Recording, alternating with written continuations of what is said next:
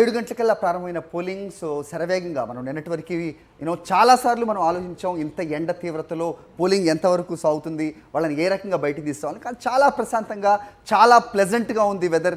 దీన్ని బట్టి పోలింగ్ ఎక్కువ శాతం నమోదవ్వాల్సిన అవసరం ఉంది. ఇక పెద్దలు అందరూ కూడా వాళ్ళు చేయవలసింది చేశారు, పిలుపునిచ్చారు. మనం చూసాం ముఖ్యమంత్రి ఆయన పోలింగ్ బూత్కి రాకముందు ఆయన చేసిన ట్వీట్ ఎంత ఇన్స్పిరేషన్గా ఉందో. ప్రతి రైతన్న నా ఎస్సీ, నా ఎస్టీ, నా బీసీ, నా మహిళలు, నా చెల్లెళ్ళు, నా అక్కలు అందరూ కూడా వచ్చి తమ తమ ఓటు హక్కు వినియోగించుకోవాలని. ఆ తర్వాత ఓటు వేసిన అనంతరం ఆయన నేషనల్ మీడియాతో అలాగే అక్కడ ఉన్న మీడియాతో కూడా మాట్లాడారు. దే హ్యావ్ సీన్ ఆ గవర్నెన్స్, మన 5 ఏళ్ల పరిపాలన చూశారు. అది చూసి ఇంకా మనం కొత్తగా చెప్పక్కర్లేదు, ఎందుకంటే చెప్పాల్సిందంతా చెప్పేశారు. ప్రచార సభల్లో వాళ్ళు చేసిందంతా కూడా చెప్పిన అనంతరం ఈరోజు ఇంకా చెప్పడానికి ఏమీ లేదు. తమ ఓటు హక్కు వినియోగించుకొని వాళ్ళ తీర్పు ఏంటి, ప్రజా తీర్పు ఏమై ఉండబోతోంది అనేది వాళ్ళు అది వెలువరించడానికి ఈరోజు పోలింగ్ బూతులకి తండోపతండాలుగా కదలి వస్తున్న దృశ్యాలు మనకి ఉదయం నుంచే, పోలింగ్ స్టార్ట్ అవ్వక ముందు నుంచి 6:30 నుంచి రావటం అంటే అదే ఒక ఆసక్తికరమైన ఘట్టంగా, ఒక ఆప్టిక్గా కూడా మనం ఖచ్చితంగా చూడాల్సిన అవసరం మనకు కనిపిస్తుంది. ఎగ్జాక్ట్లీ హరి. ఆంధ్రప్రదేశ్లో పోలింగ్ కొనసాగుతూ ఉంది. పోలింగ్ కేంద్రాలకు ఓటర్లు భారీగా తరలి వచ్చి తమ ఓటు హక్కును వినియోగించుకుంటున్నారు. వృద్ధులు, దివ్యాంగులు, మహిళలు ఓట్లు వేసేందుకు పోటెత్తారు. అక్కడక్కడ చిన్న చిన్న సమస్యలు మినహా రాష్ట్ర వ్యాప్తంగా పోలింగ్ ప్రశాంతంగా కొనసాగుతోంది.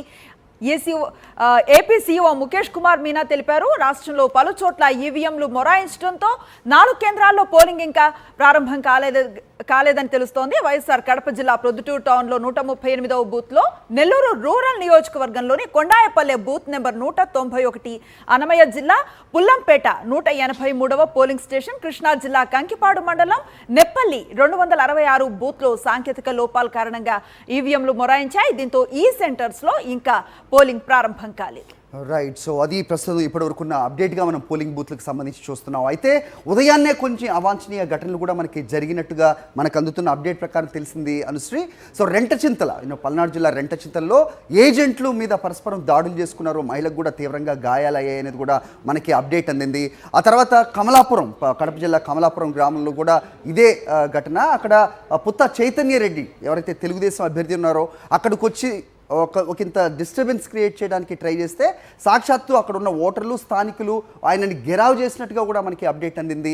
మీరు ఇక్కడికి వచ్చి ప్రశాంతమైన వాతావరణాన్ని పాడు చేయవద్దు అంటూ స్థానికులే తిరుగుబాటు చేసిన పరిస్థితి కూడా మనం ఉదయం నుంచి చూస్తున్నాం. ఇంకో ముఖ్యమైన అంశం మాట్లాడాలి. చూస్తున్నాం స్క్రీన్ మీద సజ్జల రామకృష్ణారెడ్డి గారు పోలింగ్ బూత్ దగ్గర ఆయన ఎలాంటి పరిస్థితి ఉందో ఒకసారి సమీక్ష జరిపే ప్రయత్నం అయితే చేస్తున్నట్టుగా మనకు తెలుస్తోంది. ఈజ్ జస్ట్ ఎగ్జామినింగ్ ఎలాంటి పరిస్థితులు ఉన్నాయి, ఎంతటి ప్రశాంత వాతావరణంలో పోలింగ్ కొనసాగబోతోంది అనేది. అక్కడ సజ్జల రామకృష్ణారెడ్డి ఆయన తన ఓటు హక్కు వినియోగించుకోవడానికి అక్కడికి వచ్చారా, లేదంటే పోలింగ్ బూత్ ఏదైనా పరిశీలిస్తున్నారా, మనకి అప్డేట్ అందాల్సిన అవసరం ఉంది. We are watching him on screen right now. Sajjala Ramakrishna Reddy గారు అక్కడ పోలింగ్ బూత్లో పరిస్థితిని ఆయన పర్యవేక్షిస్తున్న పరిస్థితి. మరోవైపు ఇంకో బాక్స్లో చూడొచ్చు, ఇంతకు ముందే పులివెందుల నియోజకవర్గం బాక్రాపురంలో ముఖ్యమంత్రి వైఎస్ జగన్మోహన్ రెడ్డి తన ఓటు హక్కును వినియోగించుకుంటున్న దృశ్యాలు కూడా మనం చూస్తున్నాం. ఆయన కుటుంబ సమేతంగా వచ్చారు, తన ఓటు హక్కును వినియోగించుకున్నారు. ఓటు హక్కు వినియోగించుకోవడానికి వచ్చే ముందు ఒక పిలుపునిచ్చారు.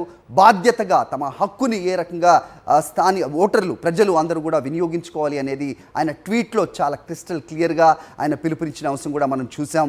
అలాగే ఆయన చెప్పిన విధంగానే 7 గంటల కంటే ముందు నుంచే 6:30 నుంచే తండోపతండాలుగా ప్రజలు పోలింగ్ బూత్లకి తరలి వస్తున్న దృశ్యాలు మనకి అనేక ప్రాంతాల నుంచి కనిపించాయి. నిజంగా ఓటర్లకి అంటే ప్రజలకు ఓటు వేయవలసిన వాళ్ళకి ఇన్స్పిరేషన్గా ఎవరో సెలబ్రిటీ కాదు, ఒక వృద్ధులు అలాగే వికలాంగులు నడవలేని స్థితిలో కూడా పోలింగ్ స్టేషన్స్కి వచ్చి తమ ఓటు హక్కును వినియోగించుకుంటూ తమ బాధ్యతను అలాగే నాయకుల పట్ల తమకున్న విశ్వాసాన్ని అలాగే వాళ్ళని ప్రశ్నించే అధికారం కోసం ఏ విధమైన అవగాహనతో బయటికి వస్తారో వాళ్లే నిజమైన ఇన్స్పిరేషన్, వాళ్లే నిజమైన బ్రాండ్ అంబాసిడర్స్గా కూడా ఖచ్చితంగా మనం చెప్పొచ్చు.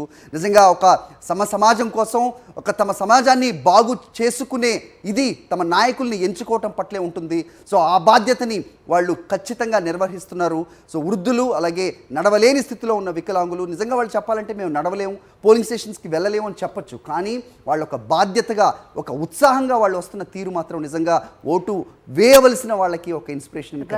ఎవ్రీ ఎలక్షన్స్ లో మనం చూస్తూ ఉన్నాం, వాళ్ళు యువత కొంత బద్దకించిన దృశ్యాలు మనకు కనిపిస్తాయేమో, కానీ ఎప్పుడు కూడా ఏజ్ పైబడ్డ వాళ్ళు కొంత వికలాంగులైనా వృద్ధులైనా సరే పెద్ద మొత్తంలో పోలింగ్ కేంద్రాలకు చేరుకొని వారి ఓటును వినియోగించుకున్న సందర్భాలు కోకొల్లలు.